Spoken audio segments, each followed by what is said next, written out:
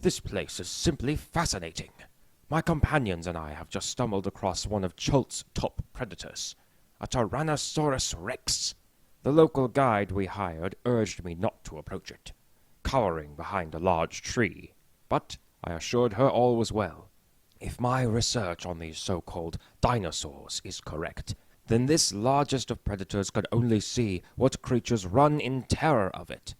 If I stand perfectly still and show no fear, I should be able to get as close as I want. The island of Chult is far to the west in the seas beyond the Sword Coast. The scholars of Neverwinter believe that Chult left the mainland as a result of the Spell Plague. But those that dwell on the island are certain that their home was pulled apart from the main continent by the primordial Ubtao, as he sought solitude from the gods that hold dominion over the rest of the Prime. From afar, Chult seems a tropical paradise. Thick, steaming jungles filled with tropical vegetation and gorgeous birds of paradise, and small beasts roam about near the shores. Dolphins and reef sharks swim about gorgeous coral reefs that welcome you to the island's beaches. From the shore, a party of explorers or adventurers may see great mountains and massive waterfalls in the distance. Pushed forward by the promise of lost treasures and ancient secrets, they venture into the jungles. But as they go further in, the true nature of Chult reveals itself. The jungles become thick and claustrophobic, the canopy blocking out most of the sun. Swarms of blood-sucking insects constantly harass any expeditionary force. The heat and humidity sucks the strength out of all but those cold-blooded humanoids. Many rivers and waterfalls run through the island, but they hold their own dangers. Swarms of piranha and massive crocodilian hunters lurk just beneath the surface, waiting for their next meal. Even the plants themselves are predatory, sending out grasping vines to pull in unsuspecting prey. The true threat of the island, however, are the predators themselves. Reptilian behemoths found nowhere else in the Prime. Creatures that can be as small and nimble as a house cat. To those behemoths that shake the ground with each step. The jungles of Chult are filled with the bellows and high-pitched screeches of the dinosaurs, the oldest and most powerful beasts in the world. Adventurers may be harassed by large packs of raptors that chase them relentlessly through the undergrowth. Or they may run afoul of a powerful triceratops and find themselves impaled on its massive horns. The truly unlucky, however, may fall prey to the island's top predator, a reptilian behemoth the size of an adult dragon, whose great bellowing roar sends all other creatures fleeing in terror, for there is no escape from the crushing jaws of a T-Rex. Aside from the dinosaurs, the few patches of open grassland are home to great terror birds and saber-toothed cats and panthers. Higher up in the mountains, great flying reptiles and groups of giant apes defend their territory from the many hunters of the lowlands. The mountains of Chult are known as the Peaks of Flame, dormant volcanoes that are partly responsible for the intensely warm climate of the island. The jungles thin and cease, giving way to dark volcanic rock.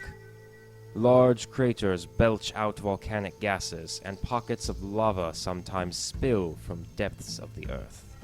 Few creatures live here, save for the salamanders and the occasional red dragon.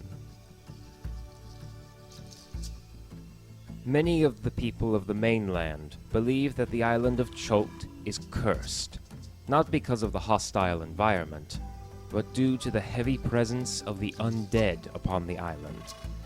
Zombies of humanoids and beasts alike shamble across all corners of the island, recklessly attacking any living creature they encounter. Legends say that these undead are the servants of the Great Lich, a Sararak, to defend his dreaded tomb, said to be buried deep within the jungles of Chult. Yet even on this island, as harsh and predatory as it is, humanoids have found ways to survive. The local humans of Chult are largely tribal and primitive by the standards of those on the Sword Coast, using materials such as bone, rock, and wood in place of metal for their weapons and armor. Their shamans and druids channel only divine and nature magics, for they see all arcane magics, the works of wizards and sorcerers, to be feared and mistrusted. The most well-known of these human tribes are the matriarchal Amazons, primordial warrior women who are said to be twice as tall and twice as strong as any man from the Sword Coast. The dwarves of the island, too, are a far cry from their mainland cousins. These so-called wild dwarves do not follow the typical clan structure of other dwarves. The wisdom of the old is respected, but only the young and strong are fit to lead.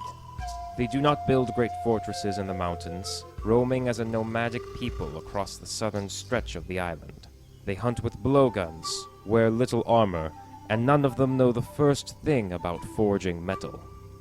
Yet they carry that typical dwarvish trait of mistrust of outsiders, and avoid them whenever possible. The most infamous, and perhaps the most dangerous denizens of the jungles are the Yuan-Ti, the Serpent Men. Cruel, vindictive, cold-blooded humanoids from a bygone era, they constantly seek to enslave and sacrifice all other races to their vile serpent god. The Yuan-Ti themselves claim to have once dominated the entire world, now inhabiting only derelict temples from this forgotten time. They still believe, however, that the time of the mammals is only temporary, and the age of the serpent will come again. There is only one place in Chult that has seen true civilization. Located on the northern shores, Port Nyanzaru is a massive fortress, guarded against threats from the jungle and the seas by massive stone walls and huge ballistas.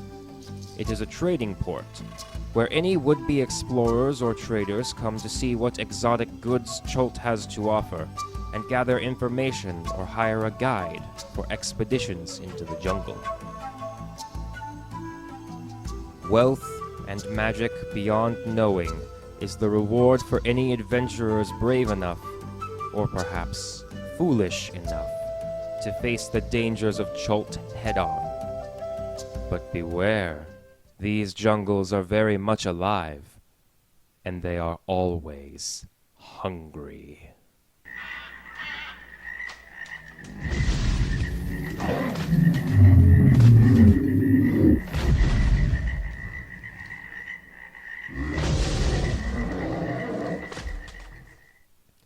Thank you for watching.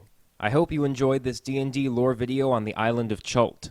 On my channel, I go over D&D lore and game mechanics, as well as dramatic readings of fantasy-inspired short stories. If you enjoyed these videos and you want to see more, please click the subscribe button and share the video with your friends. It goes a long way to supporting the channel. Check out my Discord, where lovers of fantasy, gaming, and world building come together to interact and have a good time. If you have an idea for a video topic, please leave it in the comments below. And don't forget to have fun on your next adventure. I'll see you in the next one.